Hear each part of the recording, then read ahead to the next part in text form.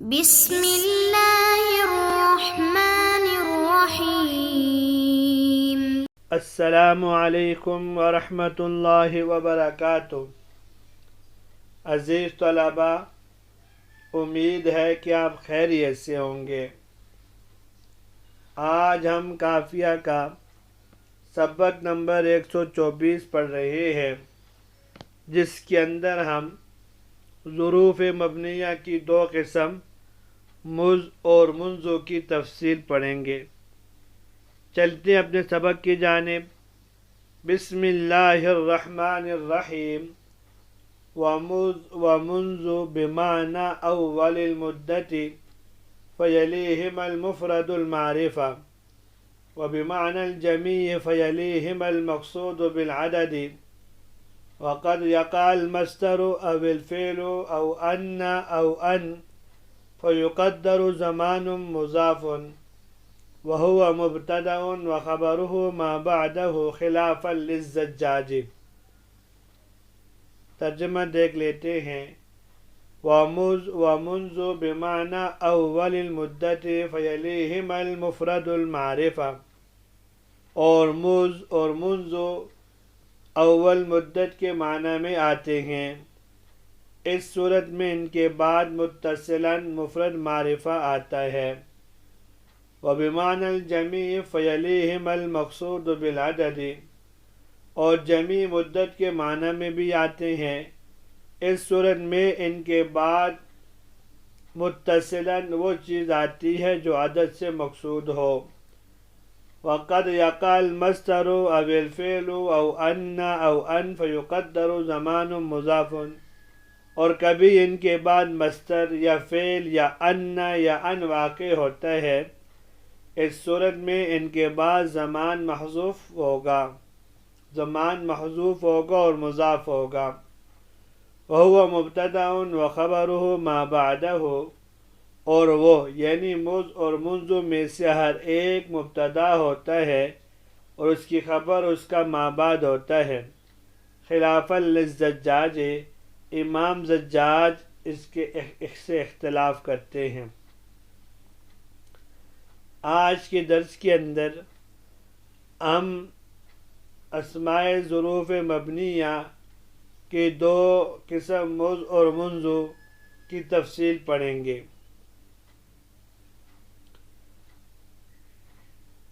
صاحب قافیہ رحمہ اللہ فرماتے ہیں کہ ظروف مبنیہ میں مذ اور منذ بھی ہیں،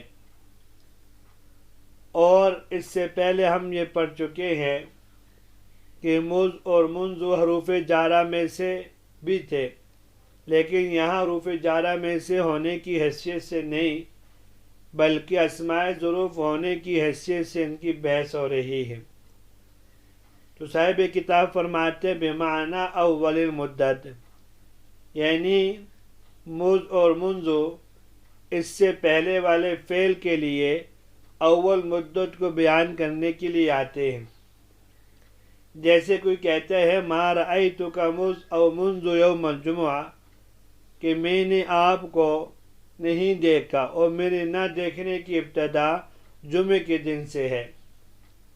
او بمعنی جمیع المدہ، یا یہ اس فعل کی تمام مدت کو بیان کرنے کے لیے آتے ہیں۔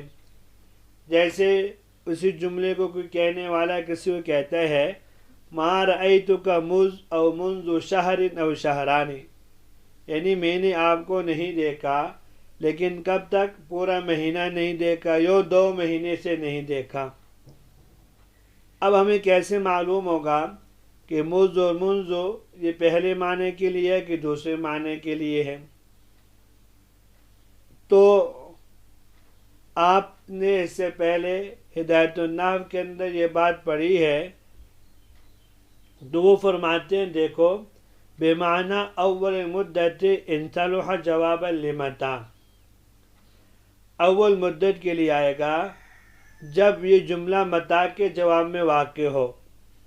جیسے کوئی پوچھے متا ما رأیت زیدن، آپ نے کب جب نہیں دیکھا زید کو؟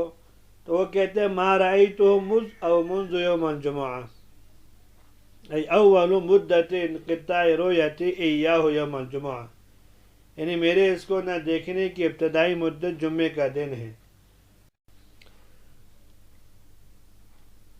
وبمعنى جمیع المدت ان صلح جوابا لکم، اگر یہ دونوں کم استفہامیہ کے جواب میں واقع ہوں تو ان کا معنی جمیع مدت ہوگا.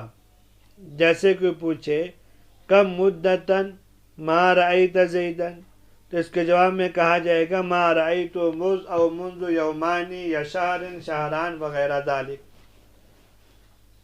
ای جمیع مدت انقطاع رؤیت ایاہ یومان، یعنی میں نے اس کو 2 دن سے نہیں دیکھا، تو میرا اس کو نہ دیکھنے کی مدت پوری 2 دن ہے.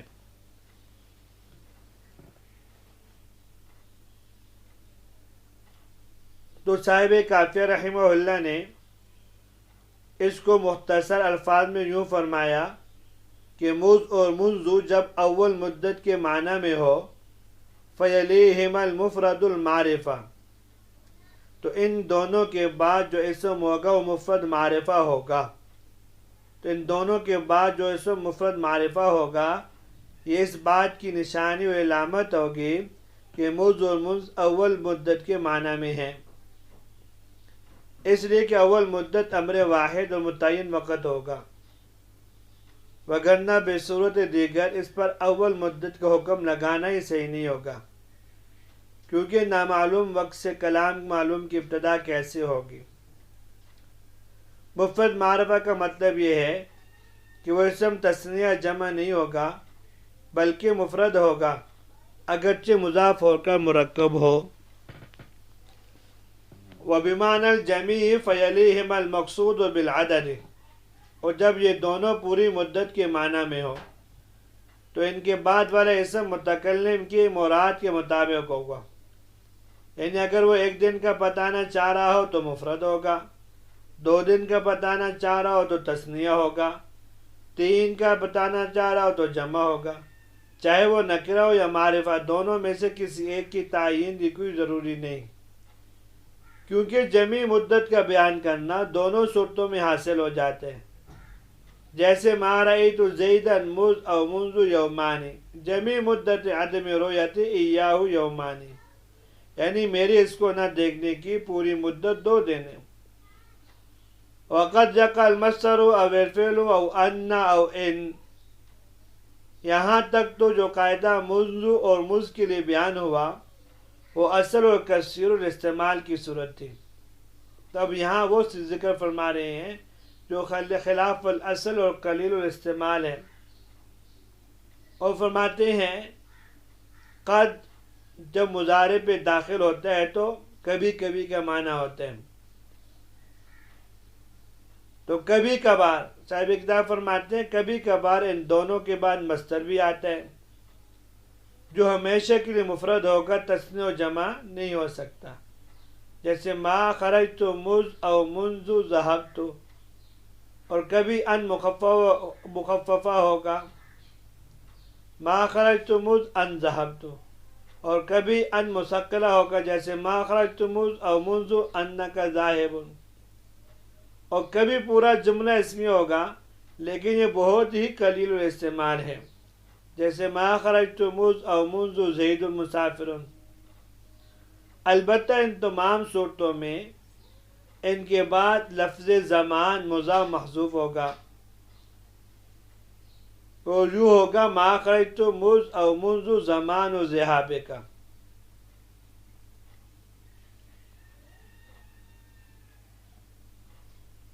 وزن فعال کا جو مصدر ہے اس کو ذہاب بھی پڑھ سکتے ہیں اور ذہاب بھی پڑھ سکتے ہیں. ان صورتوں میں یہ اول مدت یا جمیع مدت میں سے کسی ایک کے ساتھ خاص نہیں ہوگا بلکہ دونوں معنوں میں موقع محل کے اعتبار سے استعمال ہوں گے. وَهُوَ مُبْتَدَأٌ وَخَبَرُهُ مَا بَعْدَهُ، یا مذ اور مذ کی اعرابی حالت بتا رہے ہیں. اعرابی حالت کے اعتبار سے یاد رکھیے کہ مذ اور منذ ان کی جو ترکیب ہے ترکیب کے اعتبار سے ان کی 3 حالتیں ہیں۔ پہلی حالت تو یہ ہے اگر ان کے بعد فعل ماضی یا جملہ اسمیہ ہو تو یہ ترکیب میں ما بعد جملے کی طرف مضاف ہو کر اپنے سے پہلے فعل کا مفعول فیہ ہوتے ہیں، جیسے ما رأیت مذ یا منذ قام زید، ما رأیت مذ منذ زید قائم۔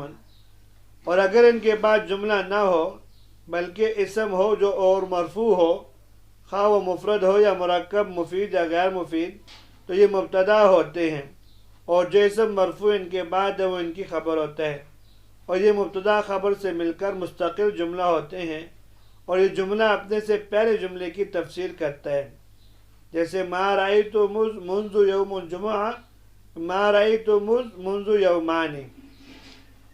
اور اگر ان کے بعد اسم مجرور ہو تو اس صورت میں یہ اسم نہیں ہوتے بلکہ حرف جر ہوتے ہیں، جیسے ما رأیت مذ شہرنا۔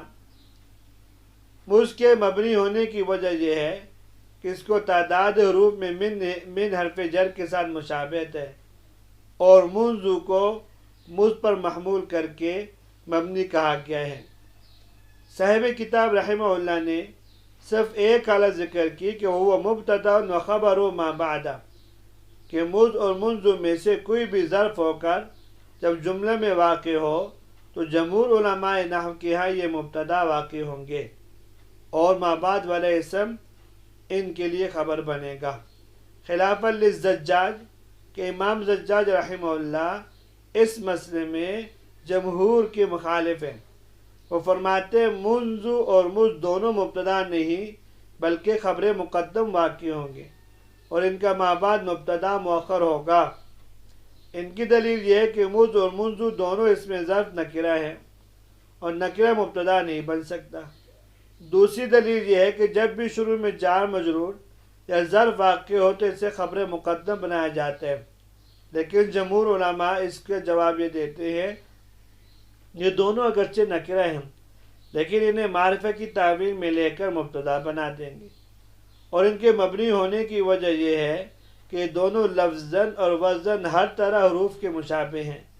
لفظاً تو حروف جارہ میں سے مذ اور منذ کے ساتھ ان کی مشابہت ہے، اور وزن بھی حروف جارہ میں سے 2 حرفی اور 3 حرفی حروف کے ساتھ ان کی مشابہت ہے، لہذا وہ مبنی ہے تو یہ بھی ان کے ساتھ مشابہت کی وجہ سے مبنی ہوں گے۔ ایک وجہ ہم نے پہلے ذکر کر دی ہے، اور دوسری وجہ ان کے مبنی ہونے کی یہ ہے۔ تو یہاں تک آج کا سبق تھا، امید ہے کہ آپ کو سمجھ میں آ گیا ہوگا۔ اجازت دیجیے، کل حاضر ہوتے ہیں نئے سبق کے ساتھ، باقی جو اسماء ظروف رہتے ہیں ان کی تفصیل کے ساتھ۔ اللہ تبارک و تعالی ہم سب کے حامی و ناصر ہوں۔ السلام علیکم ورحمۃ اللہ وبرکاتہ۔